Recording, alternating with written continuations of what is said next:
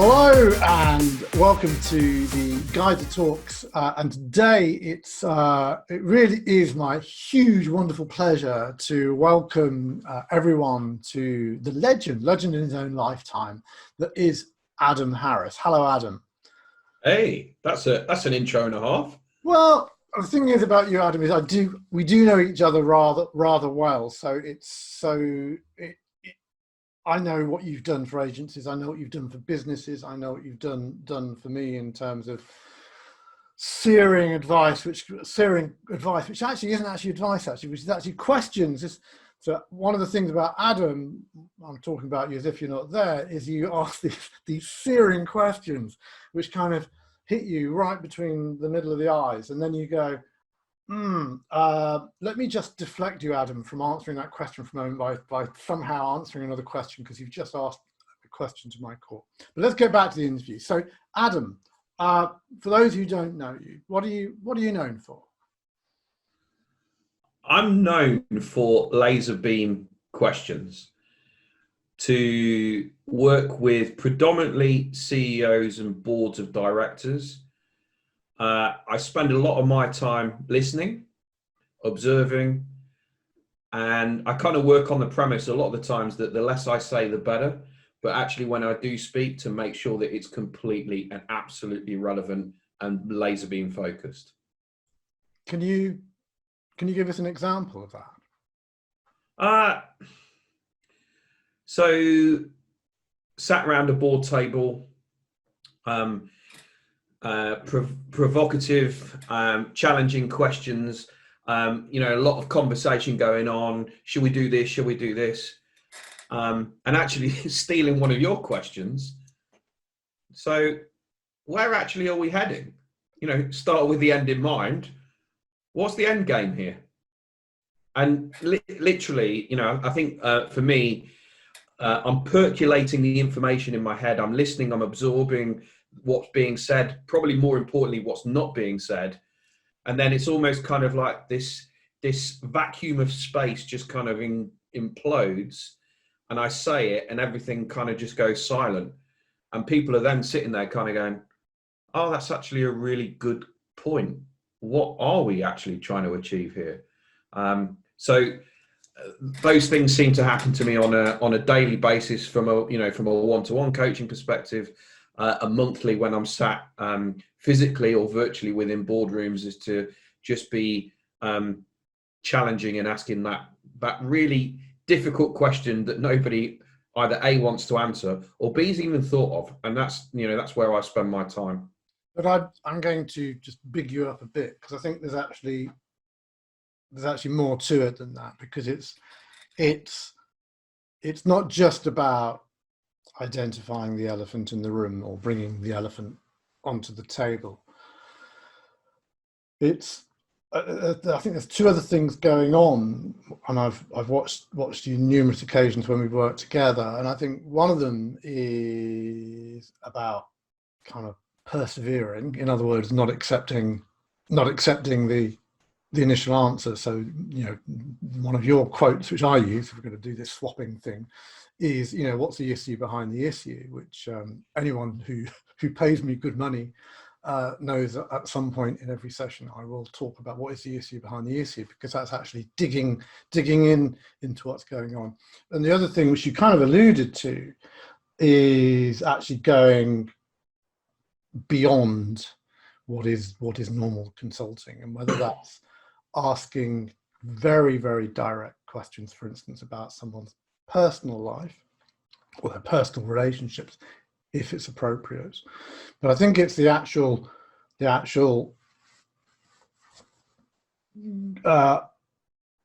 creating the question, thinking about whether the question will create the response, and then letting it out, as opposed to bullying. For it. So it's this kind of radical candor stuff, isn't it? About caring, and as well as challenging at the same time. Yeah, and I think the phrase that I'm coining at the moment is being frank and fearless. It's something that I've been doing for as long as I can remember, and actually part of my role when I'm working with people is to get them to feel comfortable in being open, honest, transparent, to say what they really feel and what they really mean. And I think there's actually an opportunity here, I think, for digital agencies, because actually if you look at the landscape and how people go about asking questions, it's quite pragmatic, it's quite boring, it's quite consistent. And actually, if you as a digital agency, if you can go into a customer or a client or a prospect and build empathy, build rapport, and ask some really shit hot questions to really provoke and get people to step back and really think, actually, what are we doing here? What is this conversation all about? What is the engagement that we're looking at? Instead of going for the transactional sale, which I think so many people do, within, not in, just generally within the consulting space, but specifically within digital agencies.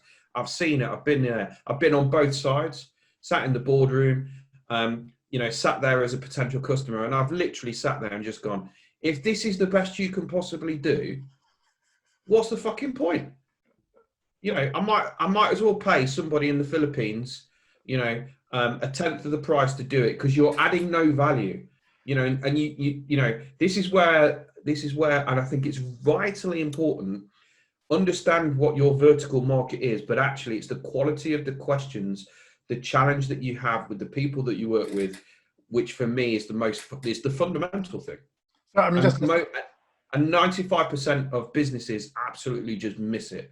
Yeah, so just staying with that, so the problem that digital agencies have is that they're really good at the clatter. You want to sell more coffee cups, we'll get you links, we'll get you leads, we'll get you hits, we'll get you ROI.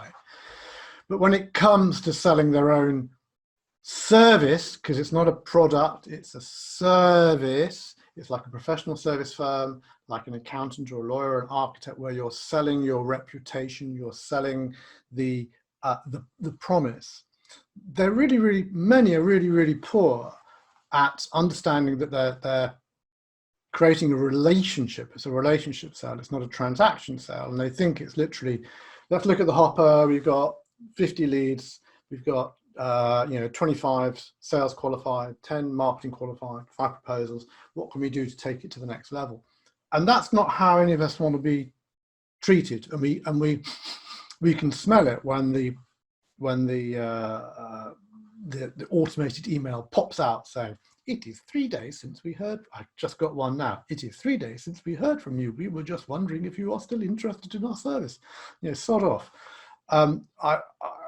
Today, the thing that differentiates us more than anything else is far more around how we do stuff. Who we are and how we do stuff. Because every bloody website is, we care about our staff, we have a great purpose, we have wonderful, it's just bullshit. And so interestingly, since I've been in New Zealand, I've come across a couple of people who are quite focused on B corporations. So some people might well have heard of the concept of, it was originally triple bottom line, then there was quadruple bottom line, people, purpose, profit, planet. And now there's actually kind of a certification and a process to go through called B Corp. I think that there's only something like 7,000 companies worldwide, but actually it's, if you kind of imagine ISO from a standards perspective and kind of, quality management, B Corp is definitely worthwhile looking at, because it really takes the emphasis on the whole big picture. And especially if you're an organization that want to build for longevity, you want to put significant value throughout the organization to all the stakeholders. It's definitely something that's worthwhile looking at. Because, and it's interesting, because I was having a conversation with somebody yesterday and saying, actually, what is the purpose of running a business? And I think a lot of the times, and I was reflecting on this, thinking about the clients that I've worked with, we don't actually spend enough time, and we talk about having the purpose, but what's actually the benefit for the stakeholders? what's the value add? Yes, it's, you know, for some people it's about making the money, but who are the people that we want to impact, and the lives and the families and the relationships and the wider stakeholders? You know, and again, even from a digital agency perspective, I think when you're able to have that relationship and that rapport, and you're bought in because you believe in the customer's product or service, everything just seems to become a lot easier. You know, it's not work. Actually, it's just about, you know, and I know that you're very similar to me, Robert.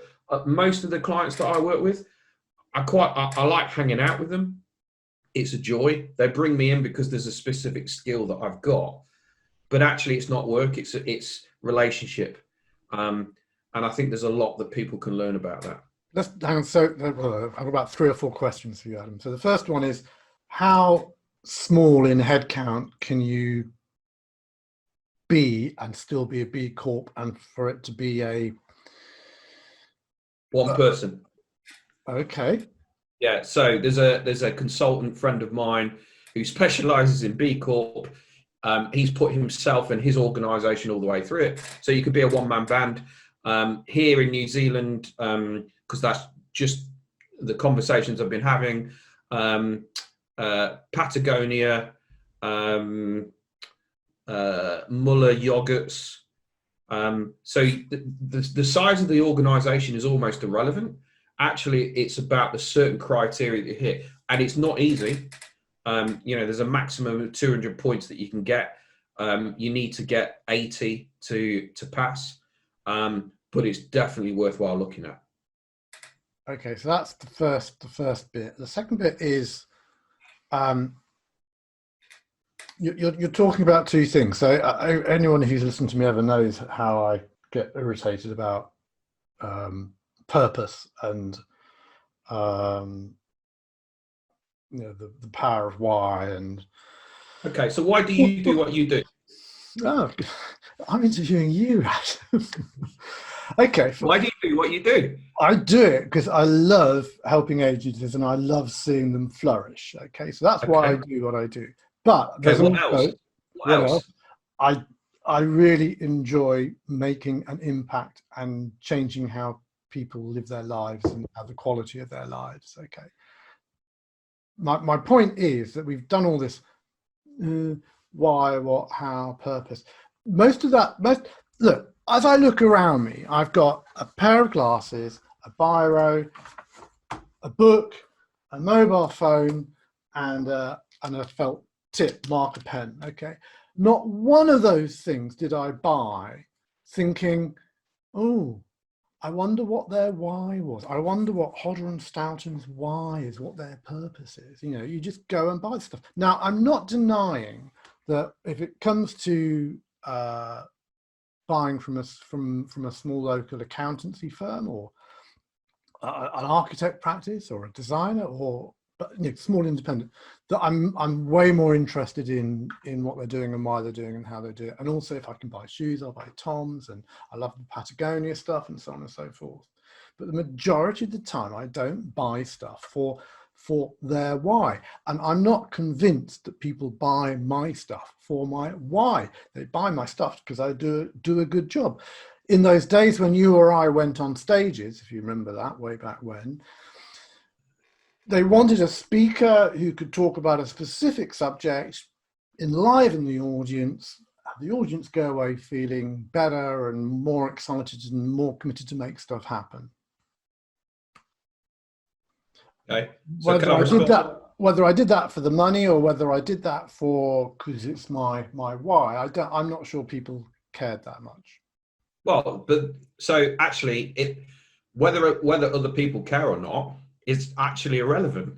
It's whether you care and whether it's in tune with your why. So you said 2 minutes ago that it was, you know, you take great joy out of helping other people.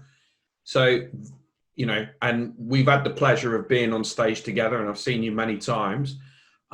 If you didn't have that passion and you didn't have that purpose and you didn't have that energy, you wouldn't be half the speaker that you are, because you wouldn't get up there. You wouldn't get up there with the same level of energy. And so actually, No, Purpose isn't. It's not really about anybody else. About the people apart from to initially start with. And I agree with you. There are some things that are transactional, but then there are other things where actually you are. So I bought a new car here. I've bought it's my second Nissan Leaf. It's an electric vehicle. There was absolutely a reason and a purpose and a why to going for an electric vehicle. I could have picked any car, but there was a reason. That's not the purpose of the organisation. Nissan's purpose is to increase. Yeah, but it's my year on year. It's my purpose. And I guess this just summarises my irritation with the purpose conversation, which is the word purpose. So, he wrote a book, he did a TED talk, and the word purpose is slushed around all over the place. So there's business purpose, there's team purpose, there's individual purpose, there's life purpose. And what was originally an idea, which is it really helps to understand why you're trying to do what you're trying to do, because if you understand why you're trying to do it, it kind of gives you an oomph, which is what you're talking about. The whole marketing industry fell in love with the idea of communicating a why, although Apple's the only people who I really feel, and maybe Patagonia, connected really well their why. But I've got agencies, and you've heard me pull my hair out about them, who've had the consultants in who are saying, oh, so you're an 80-person agency, you need to understand what your why is. And just like you asked the basic questions, why do you do what you do? We love doing great work with great people, we love the family atmosphere, we love making a difference to our clients and helping our clients navigate the marketing environment that they're in, but the consultants wanted the 80-page, reflective thought structure and connect it with the planet and sustainability. And it's not. It's a couple of guys running a business and feeding their children and nurturing their own future and the future of their community of staff and their stakeholders. But it's not. Okay, so two responses. So first and foremost, again, I'm going to coin you. Start with the end in mind. Okay, so I was in a board meeting yesterday, and the decision's been made that we want to exit in 7 years' time. Okay, so if we start with the end in mind, who's going to buy? Because if we know who's going to buy, we can then work backwards and we can do it. So is that the purpose? Is that the goal? Is it the destination? Is it the roadmap? Fundamentally, it actually doesn't make any difference. It's a framework of working that's going to mean that there's people that have got focus and intention on what they're trying to achieve. With regards to potential consultants coming in, and you and I both fit in that camp, agencies fit in that camp. For me, what's important actually is about anybody that engages for a paid service. It's a responsibility of assisting the business or the organization or the customer or the client, whatever word you want to use, in navigating from where they are to where they want to get to. And actually, dependent on what the client or the customer needs, it's the facilitation of that conversation. It's the facilitation of the output that is going to help an assistant get there. I think my observation is that too many people have got a standardized process, which isn't necessarily right for the customer. And actually, the second thing is that they don't hold their hands up and say, we're not the experts in this space, either because we're not in this vertical or we haven't got experience in your size of organization. And actually, from a values perspective, the best thing to do is to turn around and go, let me introduce you to somebody else. And actually, that's why most industries get a bad name, is because people don't walk away when they should do. Are you saying that agencies should kind of celebrate the number of times they say no, so to speak? I think it would be quite a key KPI to potentially be measuring, because actually, I mean, I've ran a number of businesses myself. I've been on plenty of boards. For every job that you take and a piece of work that isn't within your core remit, you're actually losing money because you're now, look, don't get me wrong, if it's a new area or a skill that you're looking to expand and you're going to cross sell, upsell into other customers, great. You look at it as an individual, again, in the board meeting last week where I was talking about, we need to have an opportunity review process, no more than one page. We have a set number of questions, an opportunity for a product or service comes in or a customer comes in. Let's analyze and standardize the response, and we'll either go no, not now, or yes. And actually what you then do is that you then review, probably quarterly, all of those differing opportunities. So you're getting into a flow and a system of kind of just, and I think, again, I think it's more, I've noticed with UK businesses than anything else, is that most businesses are just too reactionary. Somebody says, oh, could you do this for us? Oh yeah, customer says, we want this from you. And you go, actually, you've not analysed to see, have you got the existing skill set? What's the margin going to be? Where is it going to be worthwhile? Are you actually going to be able to deliver against this? Or actually, is it going to put, A, you're going to potentially lose money, and B, potentially you're going to reputations on the line as well? So you're saying post mid-COVID, depending on where on earth we really are in this world, who knows? You're advocating turning work away. You're advocating not learning new skills. You're advocating sticking to the knitting. Yes and no. I'm saying you don't just say yes to everything. You stop. You go. You have a process internally, and you look at it. You look at each opportunity, and you say, "Is this going to be fit for us moving forward? Are we going to be able to sell this to multiple different clients?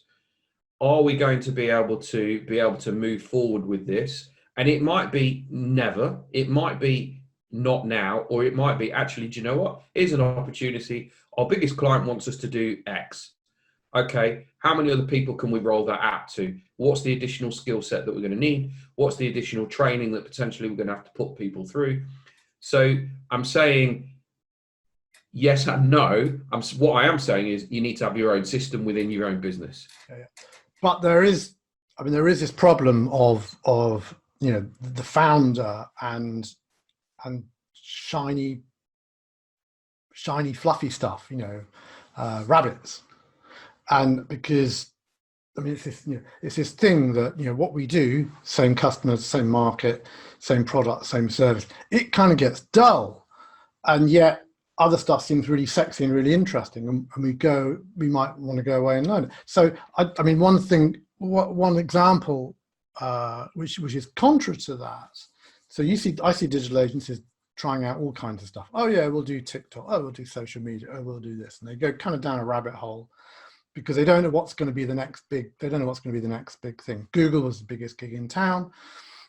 Stuff is still moving. Google is still big, but pressure from below, pressure from above, pressure from the outside. Is there some new piece? Some agencies are going, no, we're going to become Google's best friend, and others are saying we've got to spread our wings. There's one area which I find fascinating, which is digital agencies like PPC and SEO agencies.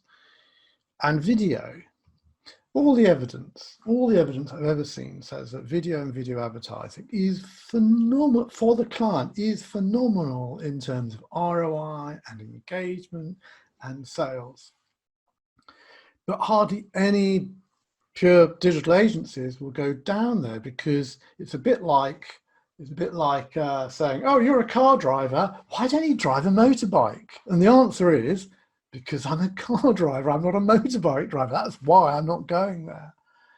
And so there are loads of instances in the industry of people being kind of really gung-ho and selling something they've never sold before, partly because it's a new industry, I guess.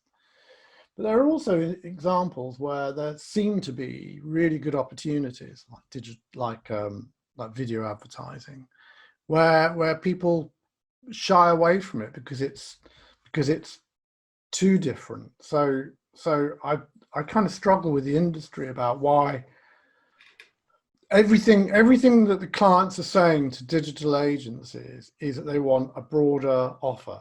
You're a PPC agency. Can you do SEO for us? You do SEO. Could you update our website? Could you do some landing page? You do a landing page. We're thinking about improving our brand. So we're moving away from pure transactional stuff into, from what I call the pointy-headed stuff to the colouring in department, and so there's that stress going on.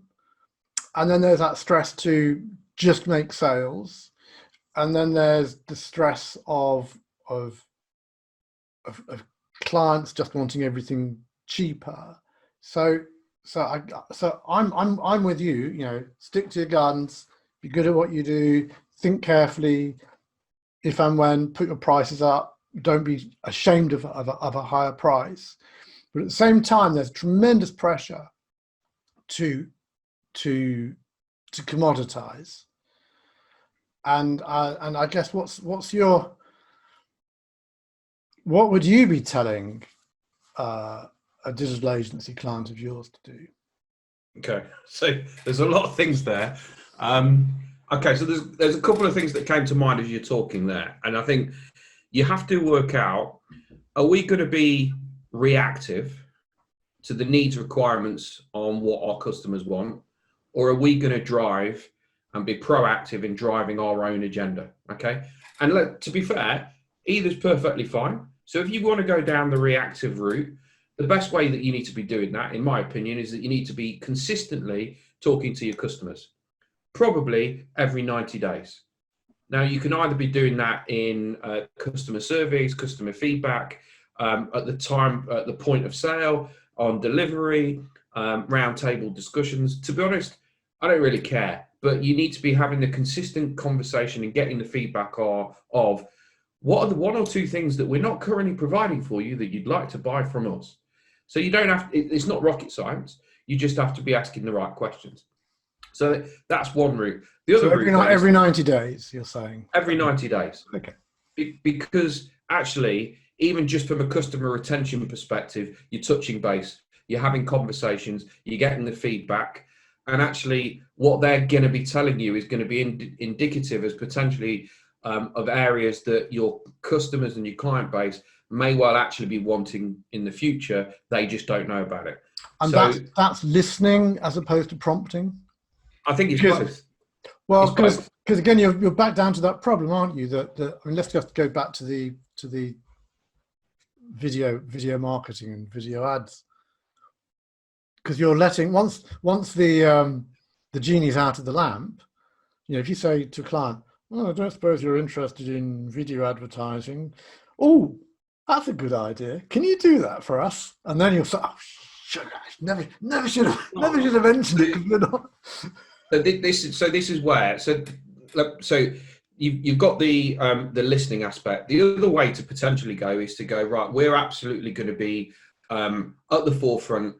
I'm going to be engaged with Robert and GYDA, and I'm going to go to every single conference. I'm going to speak to all of my peers. I'm going to have my finger on the pulse. I'm going to know, or we're going to know exactly what's going to be the next big thing before anybody else does. So you've got either potential strategy. Okay, either is perfectly fine. Now the thing is, you don't necessarily have to be the company that delivers everything. What you can be is you can be the go-to people. So taking your example of video is that you can either subcontract, you can partner, you can refer, you can introduce whatever model or method is going to work for you. Now, if it's the case that you decide that you want to actually do it for yourself, you can then map out and go, right, we've spoken to all of our customers and X number of them have said, actually, they're really keen and interested. Okay, so how many do we need to sell to get the right videographer in to be able to do it all? So, and it's funny. I've been drawn more towards in working with you over the years and spending a lot of time with you and others. I'm so much now more about the strategic thinking, about the planning, about the execution, about starting with the end in mind. Because actually it's incredibly important. You really, really need to now. And I think the biggest thing for me that I find with most businesses is that they don't know where they're heading. And actually that's the biggest problem is that They're petering through. They're hoping, willing, expecting that things are just going to change and adapt for them without having the right level of thinking. Okay, so I'm going to go back to this. So you're talking to a digital agency owner.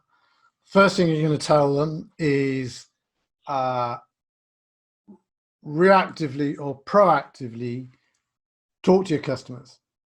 Have that 90-day conversation, finding out what their hurts, needs, wants, itches, scratches are, finding out what they're interested in, finding out what they think about us, and so on and so forth. That's your first thing. Go on. Well, so if you're going to go down the reactionary route and you're going to deliver what your customers need, you should be doing that. If you're going to be doing the proactive, the conversation is slightly different. What you're doing is you're ringing them and saying, can I make you aware of the next things that you should be doing? So it's slightly, yes, 90 days, but the conversation is slightly different. But that's especially true now, where all clients are saying, I know we had a budget with you, but if it's all right with you, can we suspend the budget for another 3 months? And to come back to the client and say, Mr. or Miss Client, I think you're missing a trick. So the role becomes us helping to guide our clients, helping them to navigate through these difficult times. And so you move from being a supplier to being the trusted advisor. Boom. So and that for me is, again, you have to decide as an agency, where do you want to sit within the market? Do you want to just be a transactional, commodity-based company, or do you really want to? And let's be honest, in my experience of M&A, those companies that are on the end of trusted advisor are the ones that are going to be worth a hell of a lot more than the ones that are on the transactional end. Now, so, again, this is many years ago when I first started out in my business career, I was heavily involved in B&I. And I've had conversations about this before, right?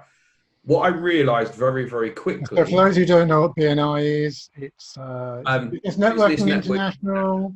I think you meet once a week, you give people leads. It's phenomenal for some people and other people don't like it. So the thing that I realized very quickly was 95% of the people in the room had lifestyle businesses. Okay. 50% of those knew they had a lifestyle business and absolutely were comfortable with that fact. 50% had a lifestyle business, but they had a perception that they were going to be the next big thing. And that's delusion. So decide what it is that you want to be.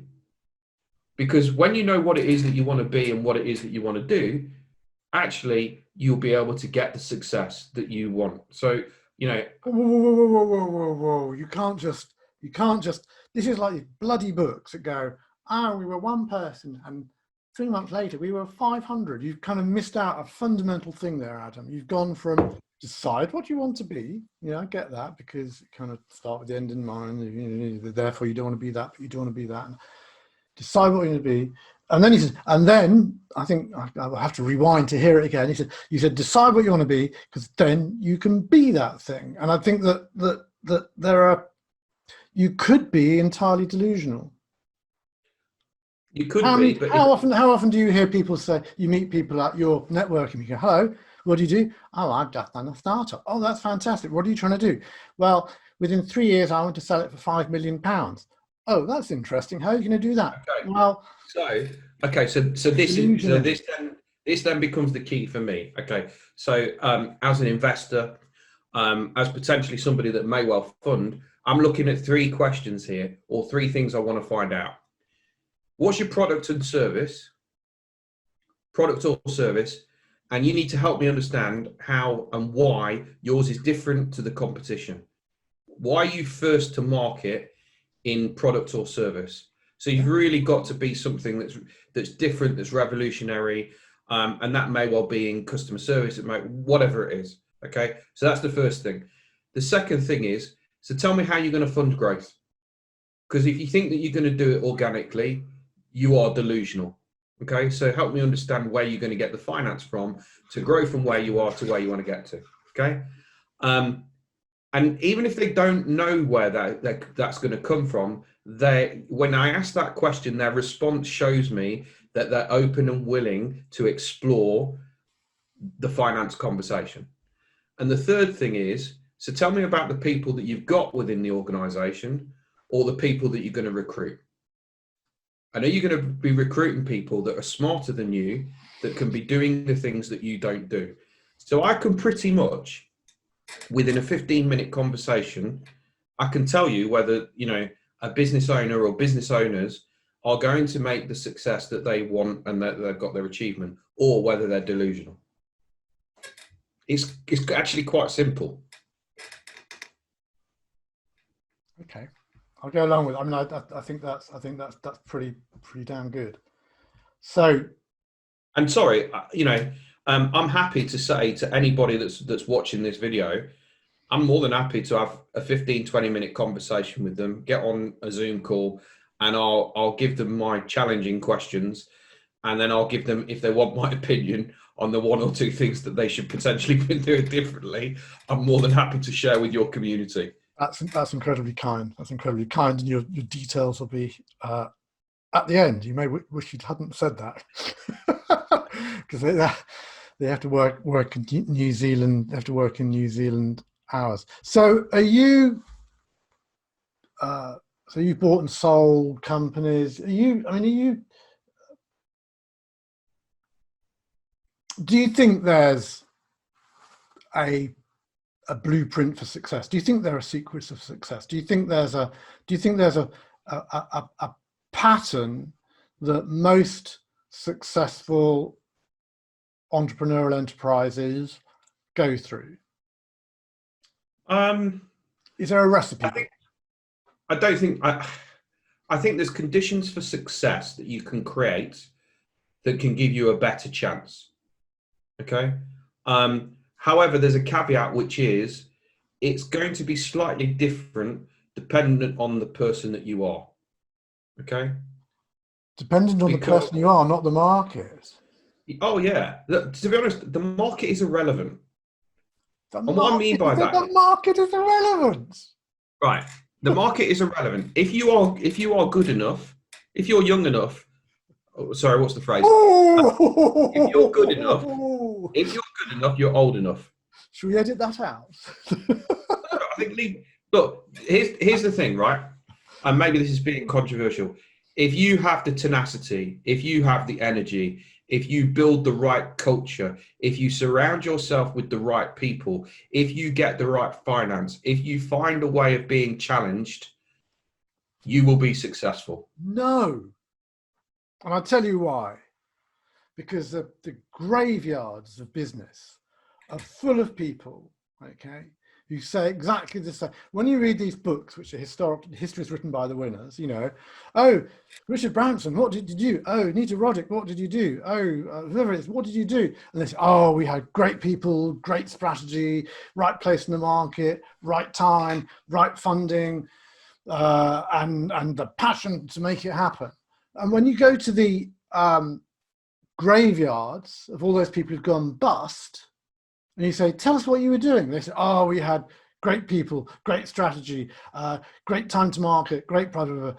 But for some reason, and it may just be luck that they were a week too early, or a week late, or someone already had the copyright, or they recruited an FD who was not as good as they thought they were. For some reason, that there's like a tipping point, and some go to the left and some go to the right.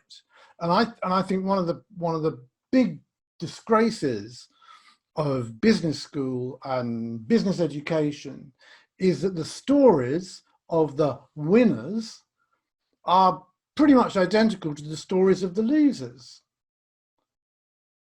Because you basically just agreed with what I said, which is you have to create the conditions for success. Now, if you create the conditions for success, then that's the best possible chance you're going to give yourself.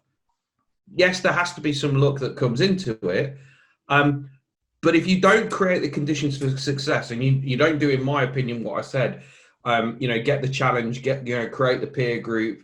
If you don't do any of that, then you're destined to fail. So do you want to be in the camp that is going to have the greatest opportunity of success or not? So this is about taking control of your destiny. It's about, as Covey would say, it's about being proactive and not having stuff done to you, but taking ownership of it and accepting responsibility for failure and for success. And therefore it's about how you react to stuff rather than what stuff does to you. And to coin a cheesy line, it's all about resilience. Look at the current situation of the stuff that's going on at the moment. People, you can either implode and blame everything on the current situation, or you can go, what's the opportunity that we can do here? How can we pivot during this period of time? I know plenty of organizations, and there's plenty of board meetings that I was involved in, 2 or 3 days of mild absolute panic, but actually it was those that allowed the dust to settle fairly quickly and go, actually, the shit's hit the fan, let's work through that, crisis management, boom, now let's move on, let's crack on. Where, what, how can we do differently to be absolutely competitive? And you know what? Now, all the organizations I've been involved in currently over the last 6 months, it's where's the opportunity for acquisition? Absolutely, because now is the prime period, because some businesses are going to go pop. Some business owners, they're just not got the fight left in them. Great, let's take the opportunity, let's take their client base, let's give them our wraparound value add, whatever it is, the secret sauce that we offer, and absolutely let's push forward. I'm speaking to VC firms, funders all the time, and there's so much money around now. People going, oh yeah, it's not the right time. Bollocks. Now is the perfect time to go down the acquisition route. And if you ever had any aspirations of growing your business, if you're not looking now or have even been thinking about looking at it, then in my opinion, you're in the delusionment camp and you're never going to be achieving what you perceive that you want to achieve. Dear Adam, Mr. Delusional of Peckham, we pretty much run out of time, Adam. We're going to have to do a part 2, obviously, as I suspected, which is great. I'd like to ask 2 questions. One is, just very quickly, just so people can understand, what are you actually doing now, and what's next on the Adam Harris diary? That's the first question. And the second question, just so you can think about it, is your recommendations or your pearls of wisdom for a digital agency owner. If it's the old thing, you had a lovely meal, good conversation, those who drink have been drinking, you come out, you put your arm around them and say, if I was you, the one thing I'd do is, so firstly, what's next for you and what are you doing? And then secondly, what are your pearls of wisdom? Okay, so I moved to New Zealand late last year. So I now work with CEOs, boards of directors. I'm working on a new brand called Frank and Fearless, how to have focus, flow and fun in the boardroom. You probably tell my style from some of the conversation. I'm just interested in having conversations with people that potentially they're stuck and they want to get to another point. And I work on the premise, if I'm not the right person to assist, I'll know the person that is. So, for me, that's about qualifying. I take great enjoyment about qualifying people out because I have a particular style, I have a particular way of working, and it doesn't suit some people.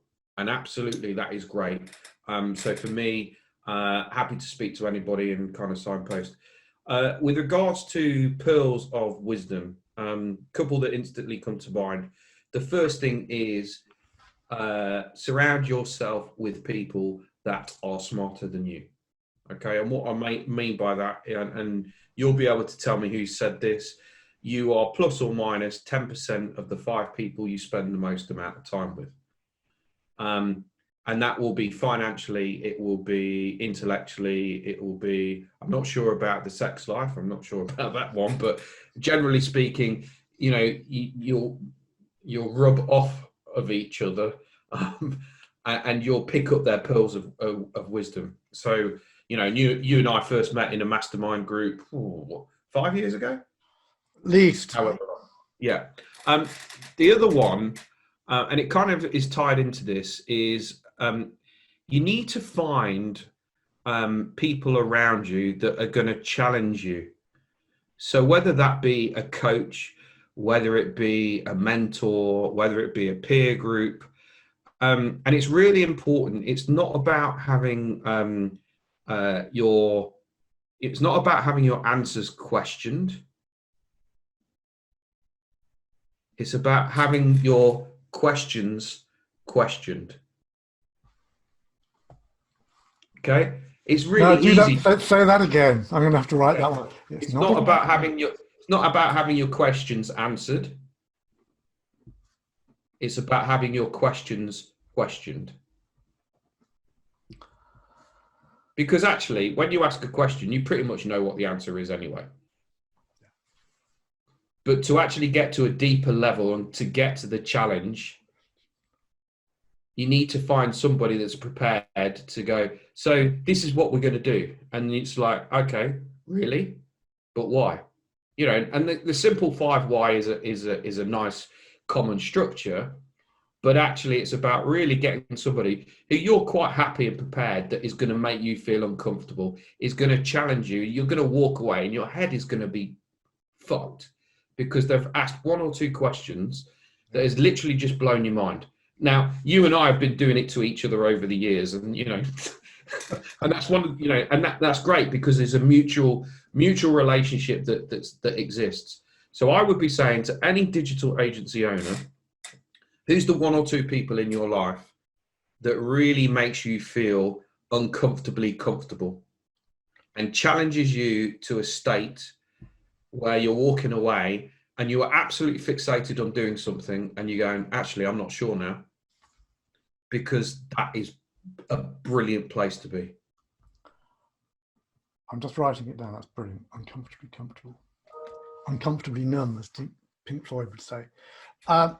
Adam, it has been awesome talking to you. I knew I'd love this conversation, and I knew that the agenda we had was totally irrelevant. I think it's been a far more interesting conversation.